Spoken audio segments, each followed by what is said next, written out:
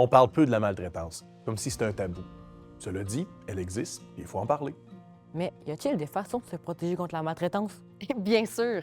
Tout d'abord, il faut avoir une bonne estime de soi, comprendre qui on est, savoir demander de l'aide lorsqu'on en a besoin et de garder de bonnes habitudes de vie. Il y a aussi le fait d'éviter de s'isoler, de se maintenir un bon réseau social, de s'assurer de rester informé sur le monde qui nous entoure. Tout ça, ça évite la maltraitance.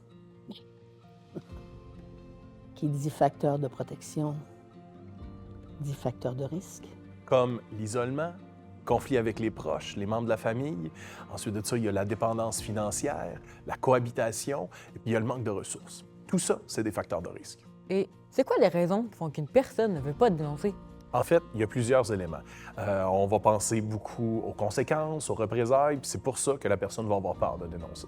Il est aussi possible que la personne ait des capacités physiques, psychologiques ou financières limitées. Puis même dans certaines situations, la personne ne sait même pas qu'elle vit de la maltraitance. Moi aussi, j'ai eu peur de briser les liens avec ma famille, de me sentir isolée, rejetée même, après que je les ai dénoncés. C'est sûr que c'est jamais facile de dénoncer, surtout quand ça vient de quelqu'un de proche. Un fils, une fille, un conjoint. Puis quand je vois toutes les conséquences de la maltraitance, je peux comprendre qu'il soit difficile de le faire. Oui, la liste est longue, hein? Dépression, anxiété, augmentation de la maladie, perte des revenus financiers. J'ai même une amie qui pense au suicide. Ça, c'est la conséquence ultime, mais il y a tellement de conséquences. Tellement.